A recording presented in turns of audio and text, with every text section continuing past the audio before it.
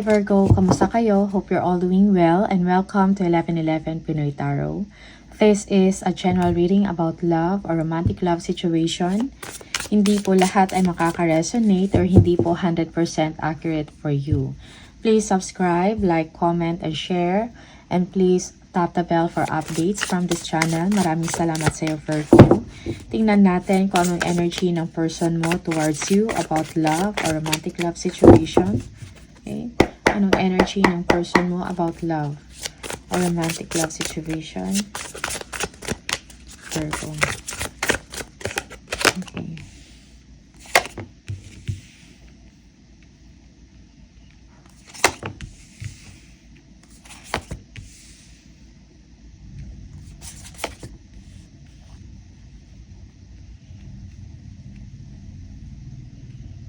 Okay.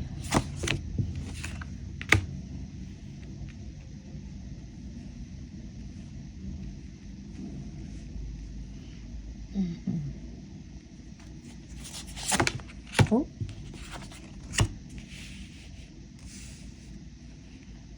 Yeah.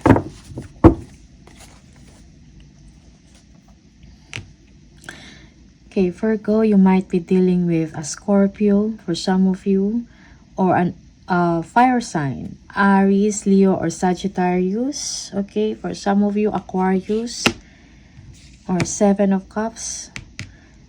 Okay, pwedeng water sign, Scorpio, Pisces, or Cancer. Okay, yeah, Ten of Cups, water. Alright. It seems that your person is facing a situation na parang merong disappointment sa part niya, merong conflict, and now your person is healing, or nagko-contemplate siya sa kung ano yung pwede niyang gawin, in the situation for both of you. He or she wants to come to you, parang gusto kanyang puntahan, gusto niyang bumiyahe, This is travel, the world, okay? Your person wants to meet you, wants to see you, and join you, okay? Kung ano man to, kung meron mang celebration, something like that, or support you, okay? So, your person is going to take action, parang nagdedesisyon siya ngayon, pero parang pabago-bago, Knight of Wands, Parang hindi sure, like ngayon, ito yung gusto niyang gawin, okay? Parang meron siyang urge to do this, and then after a while, after a day or 2 days, or after some time, merong pagbabago. So, walang consistency, sa person mo. Alright?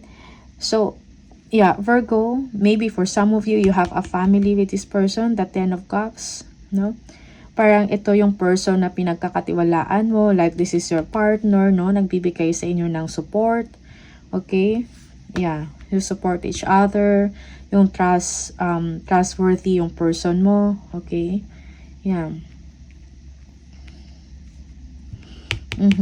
Merong kailangang ayusin, Yeah, kung meron mga issues or problema in the situation, So, parang yun yung ngayon yung kinakaharap na challenges, okay? Pagbabago na kailangang gawin, okay? Yeah, so you're thinking about the options, you're thinking a lot, Parang meron kayong desisyon or may mga choices or options na pinag-iisipan. Tinitingnan mo kung ito bang kailangan kong gawin or hindi. Okay? Something like that. Okay? Tingnan natin.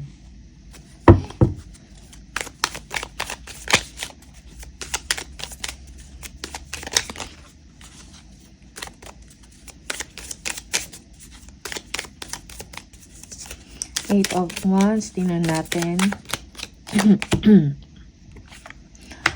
Six of Cups. Okay. So, it's this person wants to express, Parang gusto niyang pumunta sa inyo, express kung anong nararamdaman niya. Okay? Parang yung person na to, naalala ka, namimiss ka. Okay? Yeah, Page of Cups. Again, Cups. So, this person is really into his or her feelings, Parang sort of emotional. Parang gusto niyang puntahan. And parang sunod-sunod yung communication niya sa inyo for some of you. Okay, expressing feelings, Six of Cups. This is considering or mayroong issues about child or children for some of you. Okay? And gusto niyang iparamdam yung kanyang feelings, no? Yung support, no? At namimiss niya, maybe, yeah, yung namimiss ka niya or a child, something like that. Okay? Or someone younger. Parang gusto niya mag-action, no? Okay. Papunta sa inyo. The World. Let's see. Yeah. Okay, so masaya yung tao na to, nag-iisip siya. Para sa kanya is fulfillment talaga no to na na-meet ka, okay?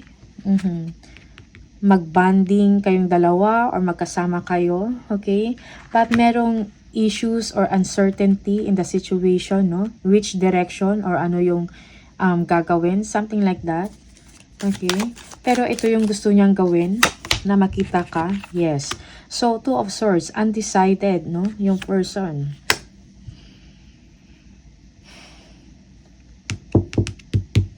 Undecided yung person. Parang kailangan niya gumawa ng aksyon at mag-decide kung ano yung tama niyang gawin.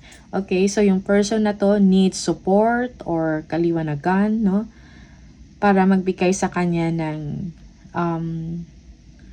ano tawag dito, ng lakas ng loob, something like that, to do something or to take action. Four of Wands. Yeah, Two of Cups, no? Yes, so the person wants to go, okay, towards you. Yeah. Kasi mahal ka ng tao na to, Virgo, no? Para bang this person, gusto niya yung i-reaffirm, no? Yung pagmamahal niya sa inyo, yung suporta. Okay? Yes.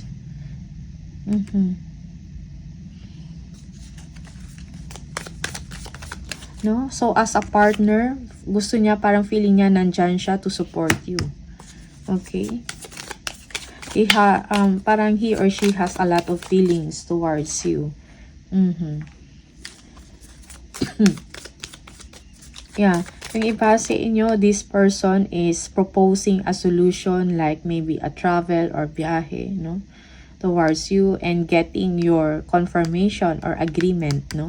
Sa kanyang proposal, something like that. Knight of Wands, tingnan natin.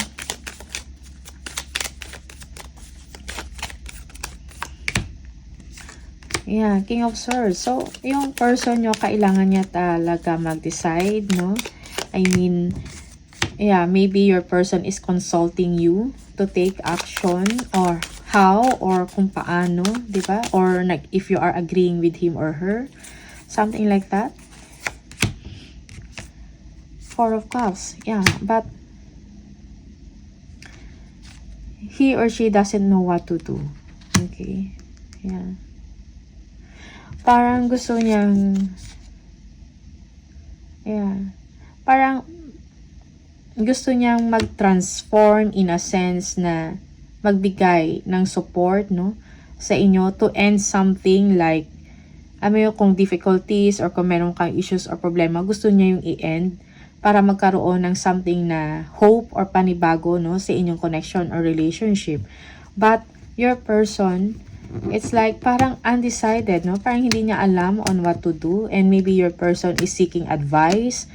Okay, maybe from someone, maybe a Scorpio. Pero parang yung person mo is not quite sure, no? Okay.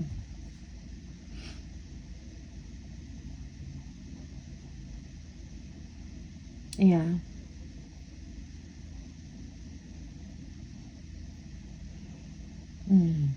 Okay. Just take what resonates for you and leave the rest pag hindi para sa inyo.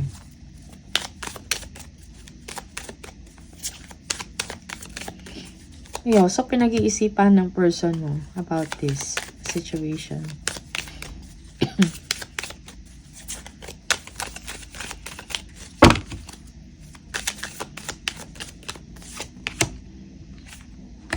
Nine of Wands. Okay, and the Knight of Pentacles. Okay. So, Virgo, you feel that your person has a lot of responsibility and obligations or stress in the situation, no?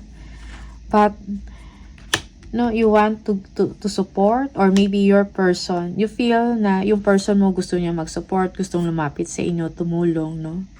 But then, alam mo din na nahirapan din siya, no? Marami siya sigurong concerns or obligations or responsibilities. Okay? Yan, the Four of Swords. So, it's like, just, yung parang feeling mo is, kailangan ng person mo ng pahinga, instead of going towards you na para tulungan ka because you understand this person.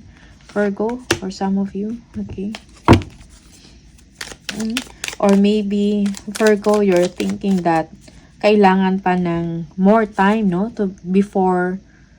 More time pa before deciding something, no? Whether to go or not, whether to travel. Okay.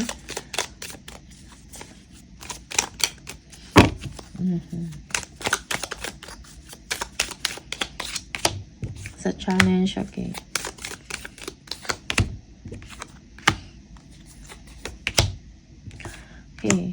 Okay, so the challenge is that parang for some of you, merong problem or conflicted ka, okay?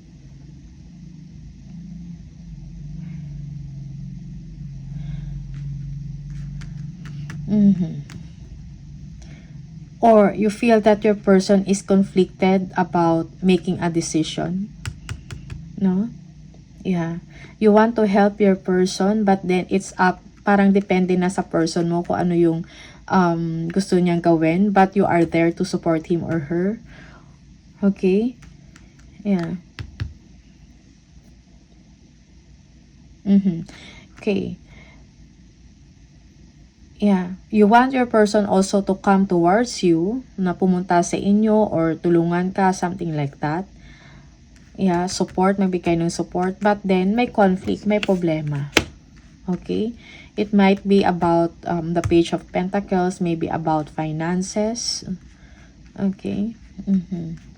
So, you're hoping, Virgo, na parang merong pagbabago in your situation. Most especially when it comes to financial matters. Okay? Na magbibigay sa inyo ng stability, no? Na magbibigay ng solusyon kung ano man ang problema. Okay? Yeah. Tingnan nyo yung ganong energy. Ganong aspeto. Okay? Minsan baliktad yung situation. This is your person, no? Who feels this way. Alright? Just take what resonates for you and leave the rest kung hindi para sa inyo.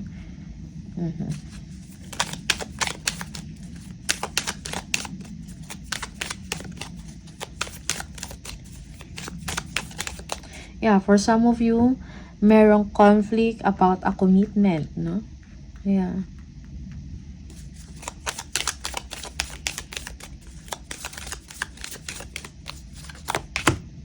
The Tower and the Four of Pentacles. Okay. Yeah, so you're thinking about an action on what to do. You're thinking na parang merong you're thinking na parang merong pagbabago when it comes, or improvement, no, when it comes to your finances. King of Wands, no, maybe you are thinking about finances for some of you, and there is another person here that surprisingly, or that will give you a parang magbibigay sa inyo ng gesture, no, na tumulong. Okay, and this is something na parang hindi mo to in-expect. Okay. Yeah.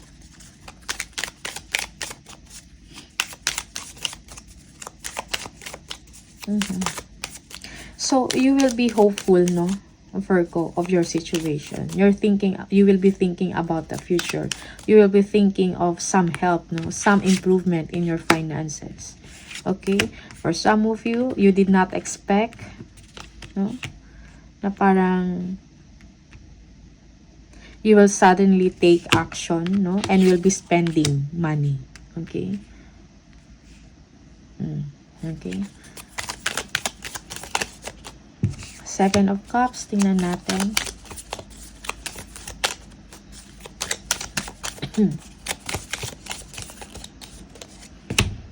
Yeah, the Hermit, no? So, you are making a decision here, no? On what to do. Okay? But, kung ano man itong pinagdesisyonan mo or pinag-iisipan mo, mga options, choices, okay? This is quite, parang komplikado, no? Ng ano to. Parang merong consideration, merong involved na money. But, yeah.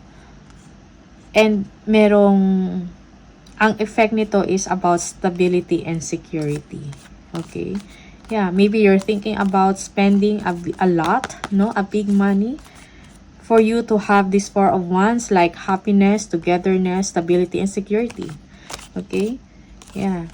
So, you're making a decision. You need enlightenment about something, no? Na makatulong sa inyo na makapag-decide kung ano yung pwede mong gawin. It will involve money, but will give you security, happiness, or stability. Something like that. No? So, this involves with your person. Yeah.